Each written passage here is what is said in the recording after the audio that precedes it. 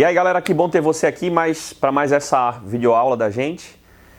Dessa vez vamos começar o capítulo 14 do nosso livro. O capítulo 14 trata das concentrações das soluções. Ou seja, vamos começar a fazer uma análise mais quantitativa das soluções. No capítulo anterior, nós fizemos análises mais qualitativas, ou seja, conhecemos um pouco mais da teoria de algumas soluções. Agora vamos falar da parte matemática das soluções. Por isso a gente fala de concentração. Mas antes de falar das diferentes concentrações, dá uma olhada no box das questões aí e veja que no Enem são 27 questões envolvendo esse tópico, esse assunto. Ou seja, tem muita questão. A chance de cair um cálculo de concentração na prova desse ano é muito grande. E na FPS também tem uma incidência bacana. Então, para todo mundo, essa prova, esse assunto interessa demais. Mas antes, um alerta. A parte do trabalho do professor nesse assunto, ele é bem reduzido. Como a gente costuma dizer, aqui nesse assunto, 5% é inspiração e 95% é transpiração. Ou seja, a gente vai ter que fazer muito exercício. A parte teórica é realmente bem resumida, mas você vai ter bastante trabalho para fazer os exercícios e depois na nossa live a gente tenta tirar todas as suas dúvidas e fazer todas as questões que por acaso vocês não tenham feito, beleza?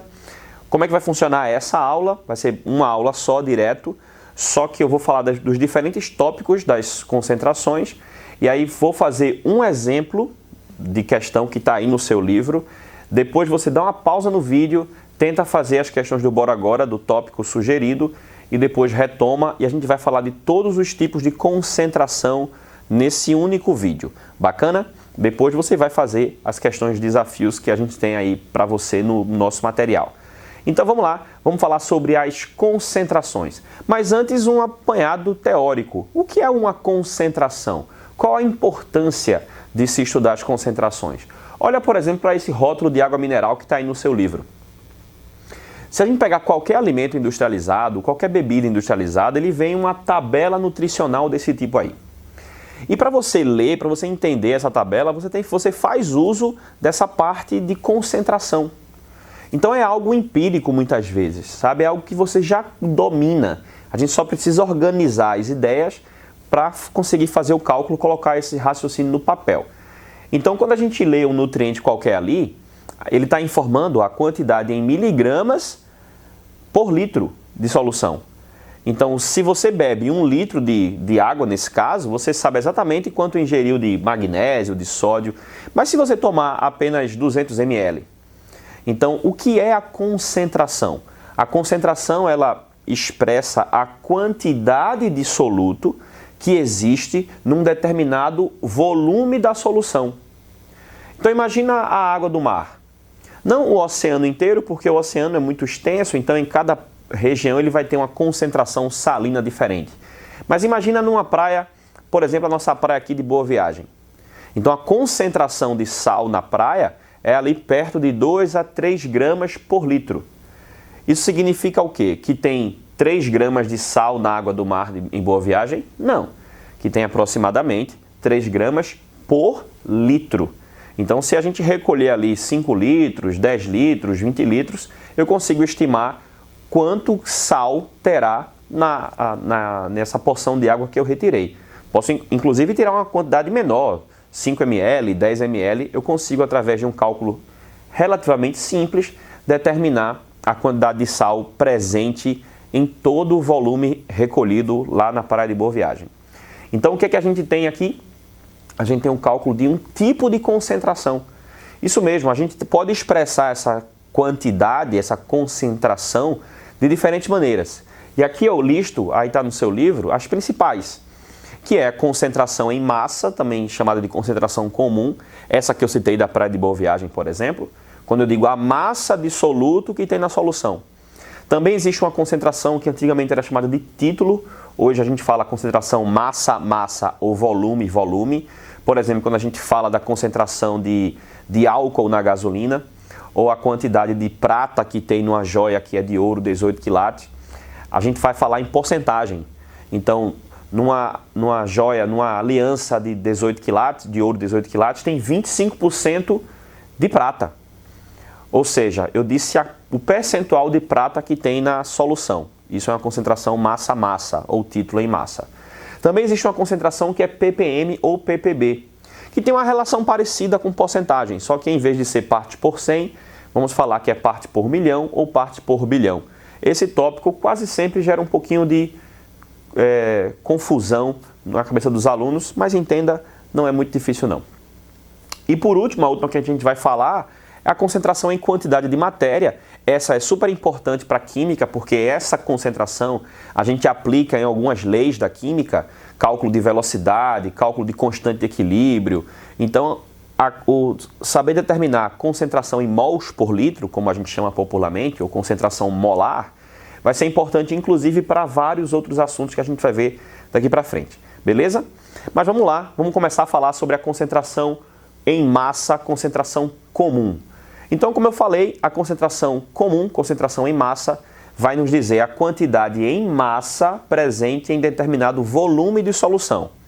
A gente pode expressar em gramas por litro, em miligramas por litro, em miligramas por ml, ou seja, eu vou sempre usar uma unidade de massa e uma unidade de volume, quaisquer que sejam. A gente vai ter que ter o cuidado, e aí em todas as concentrações, na interpretação das informações, tá bom? Aí vejam só, para todas elas que a gente vai citar aqui, eu vou colocar uma fórmula, tem essa fórmula aí no seu livro, mas eu também vou responder algumas questões aqui utilizando a proporcionalidade, a regra de 3. Eu até prefiro utilizar a regra de 3 e não fórmulas. Se você tem facilidade em memorizar fórmulas, ok, mas cuidado, são muitas fórmulas no estudo da química e muitas delas a gente realmente pode fazer a partir por uma regra de 3, uma ou duas regras de 3. Então a vantagem de se usar uma fórmula desse tipo aí, muitas vezes é a velocidade com que você vai responder um probleminha. Mas a desvantagem é que você pode esquecer. A vantagem de usar uma regra de 3 é que uma vez que você domina, você dificilmente vai errar uma questão. Basta que você interprete corretamente. Em compensação, pode ser que a resolução fique um pouquinho mais longa. Então, dos dois jeitos, há vantagens e desvantagens. Eu prefiro utilizar regra de 3, proporcionalidade, para quase todos os casos que a gente vai ver aqui. Beleza? Não sou contra os de fórmula, não sou nem a favor dos apenas de regra de 3. O que eu vejo é que há situações que a gente usa mais uma ou outra, aí você tem a liberdade de escolher o que vai utilizar. Beleza? Então, vamos para um problema mais prático já. Eu vou fazer já a primeira questão do Bora Agora, que está aí no teu livro, já de cara para a gente trabalhar com os conceitos de concentração comum, e depois você para o vídeo, faz as demais questões do Bora Agora, e aí eu vou dar um corte aqui para apagar o quadro e tal, para a gente voltar com outro tipo de concentração. Então aí na página 243 do teu livro, vamos fazer logo a primeira questão do Bora Agora. A questão diz assim: dipirona sódica é um conhecido analgésico antipirético cuja solução oral pode ser encontrada na concentração de 500 miligramas por ml. Aí dá uma sacada, 500 miligramas por ml. Ele está usando a massa da droga, do dipirona, e está dizendo em quanto ml existe essa massa, em 1 ml. Então, a gente já vai usar essa relação daqui a pouco. Analisando as orientações da bula, concluiu-se que a quantidade máxima diária recomendada para uma criança de certa faixa etária é de 100 miligramas por quilograma de massa corporal. Galera, esse tipo de problema é muito comum em questões.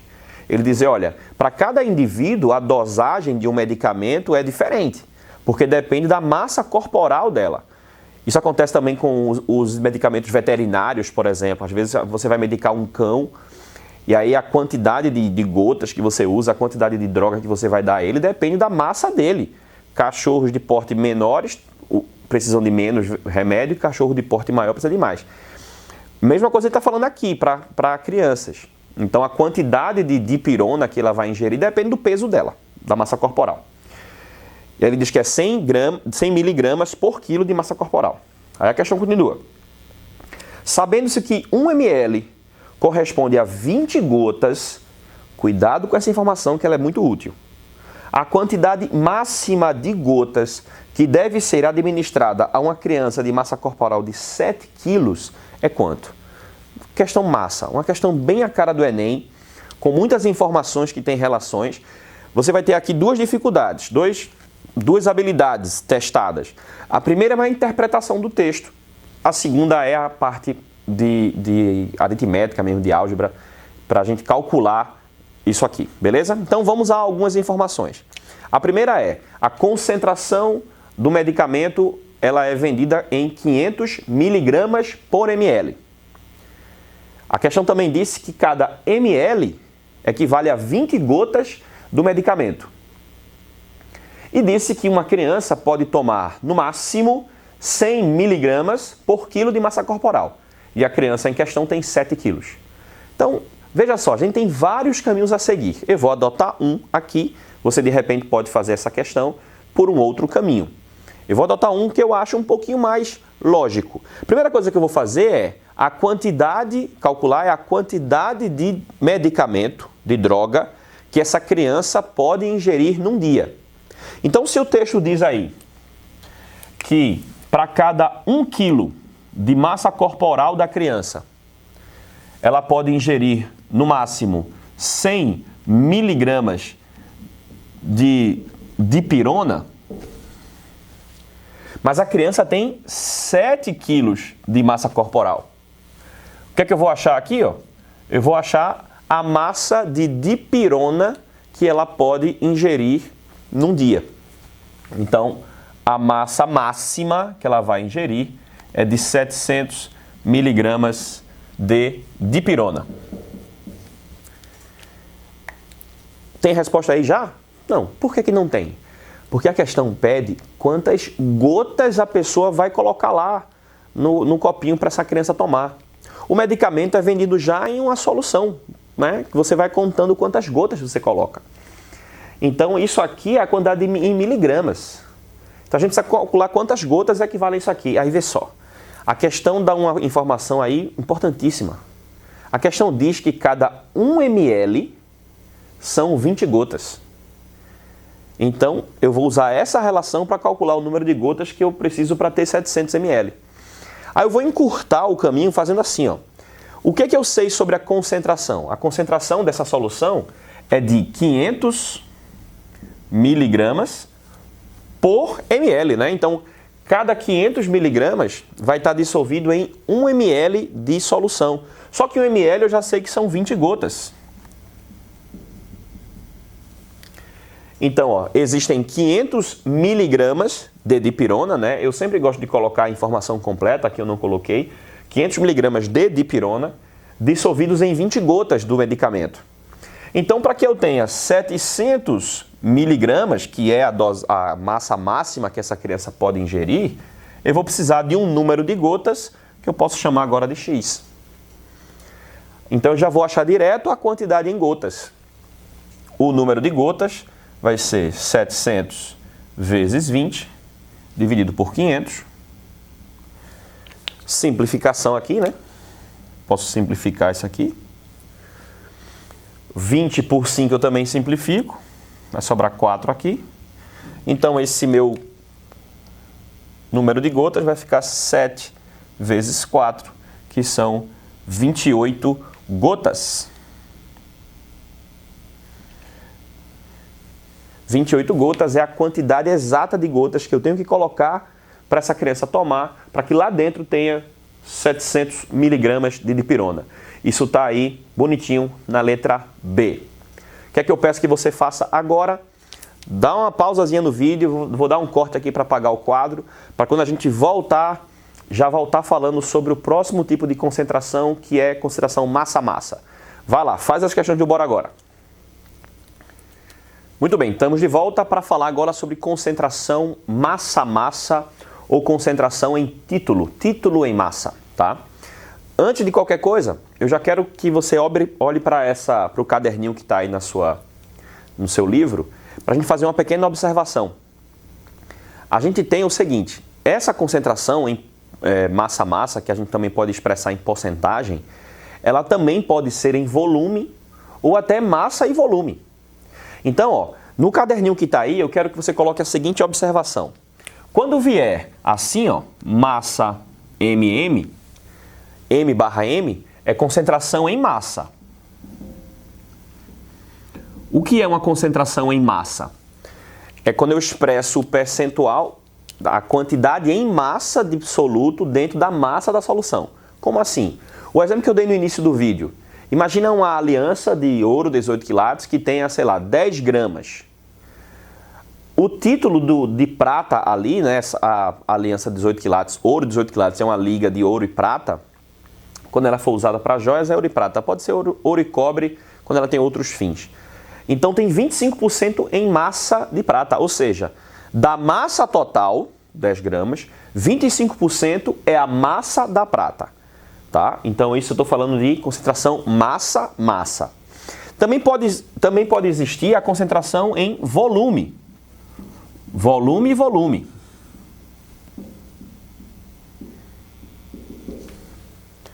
O que é uma concentração em volume? Por exemplo, o teor alcoólico de uma bebida.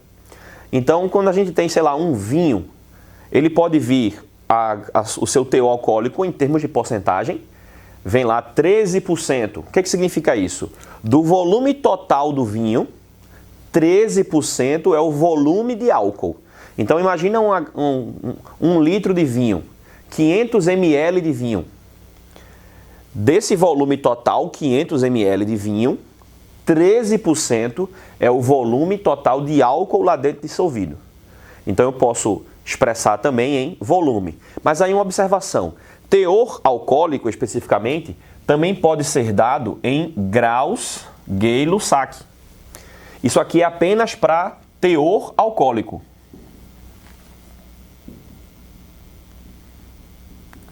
Ou seja, quando a questão falar em... se tiver no rótulo da bebida lá que o seu teor alcoólico é de 10 graus, isso significa que tem 10% em volume de álcool. Isso eu posso usar para teor alcoólico, tá? Mas também existe uma concentração, essa é bem menos usada, que é massa em volume.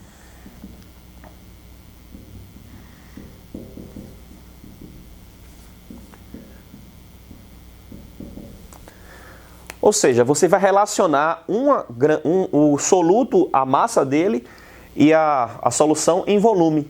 Por exemplo, se eu disser que na água do mar, em 1 litro de água do mar, 3% é a massa de sal. Aí veja, eu estou relacionando o volume da água do mar com a massa de sal. Então 3% de 1000 dá 30, seria em torno de 30 gramas. Então eu posso também relacionar a massa de um com o volume do outro. É menos comum, mas não se assuste não, tá? Você pode se deparar com isso. Pois bem, isso é concentração em título, era chamada assim. Hoje eu posso chamar de concentração massa-massa, volume-volume ou massa-volume. Essa concentração eu posso expressar tanto em porcentagem como em números decimais. Então, se eu falo que a concentração massa-massa de uma solução é 0,5, eu estou dizendo que ela é 50%. Ou então, se eu disser direto que ela é 50%. É mais utilizado hoje já em porcentagem, tá bom? Então, de cara, já vamos tentar fazer aí a primeira questão do Bora Agora.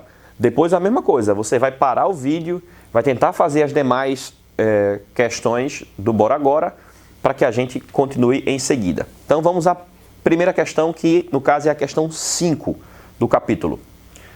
O texto diz assim: o líquido de Burrow, com formulação descrita na Farmacopeia Brasileira, é utilizado como adstringente e antisséptico em dermatites agudas e no alívio de queimaduras na pele. Esta formulação contém acetato de alumínio dissolvido, aí a questão coloca aí a estrutura do acetato de alumínio, e água purificada em quantidade suficiente para 100 ml de solução com densidade 1 grama por ml. Então ele está dizendo, olha, o líquido de Burrow, esse medicamento, vem lá dissolvido acetato de alumínio em 100 ml de solução. E a densidade dessa solução é muito parecida com a da água, é 1. Aí vamos lá para o texto. Sabendo que a formulação descrita contém 0,025 mol de alumínio, o líquido de Burrow tem teor percentual em massa de acetato de alumínio próximo de quanto? Que legal, galera. Vê só. Ele dá essa estrutura aí, bonitinha pra gente, que é o acetato de alumínio. Quando a gente começar a falar de orgânica, a gente vai entender por que ele chama de acetato. Mas ele diz quanto alumínio tem na solução. Ele diz que, olha, na solução tem 0,025 mol de alumínio. Mas quanto tem de acetato de alumínio? A gente pode fazer essa relação? Claro que sim. Olha para a estrutura. Em uma molécula, vamos dizer assim, dessa substância, desse composto, quantos alumínios você está vendo? Um só. Então, em cada 1 mol dessa substância, tem 1 mol de alumínio. Se eu tivesse 2 mols disso aqui, teria quantos mols de alumínio? 2. Se eu tivesse meio mol disso aqui, quantos mols de alumínio teriam? Meio. Então, pensa o contrário agora. Se a questão diz que tem 0,025 mol de alumínio, quanto de acetato de alumínio tem? A mesma coisa. 0,025 mols de acetato de alumínio. Dissolvido em quanto de solução? Lembra aí? Em 100 ml de solução. Ok? Então, essas duas informações são muito importantes. Eu tenho 100 ml de solução e lá dentro tem dissolvido 0,025 mol dessa substância aqui, acetato de alumínio. Mas o que é que a questão pede? A questão pede o percentual em massa. Então, o que é que você precisa? Precisa da massa das duas coisas. 100 ml de solução pesa quanto? 0,025 mol de acetato de alumínio tem que massa? Você vai ter que calcular os dois. E depois ver o percentual que isso representa.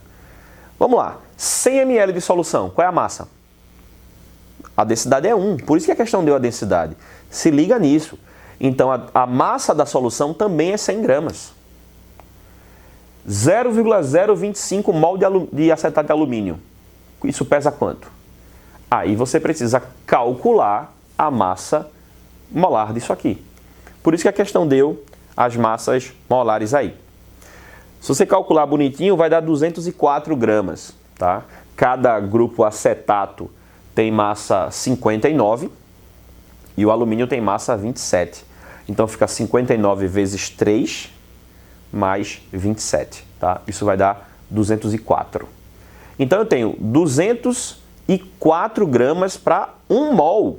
E aí a gente vai para a regra de 3.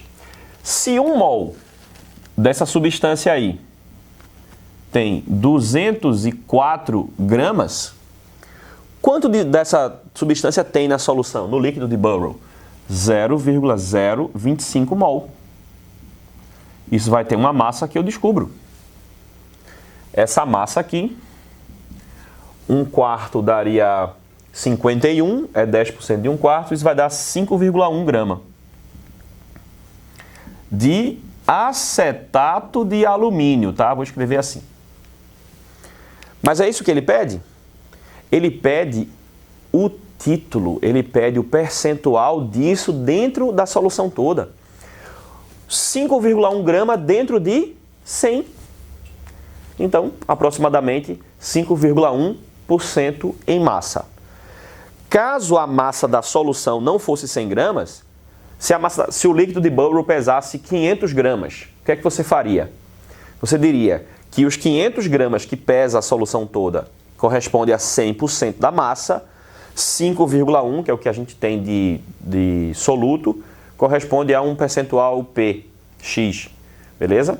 Nesse caso, os valores nos ajudaram porque ele usou 100 gramas de solução, beleza? Tenta fazer as próximas questões aí envolvendo essa parte, muito cuidado na interpretação. A próxima questão já é uma questão que você quase não vai fazer cálculos, mas você vai ter que ter cuidado na interpretação das informações, tá? Tenta fazer as próximas questões do Bora Agora e a gente volta aí em seguida falando de ppm e ppb. Até lá!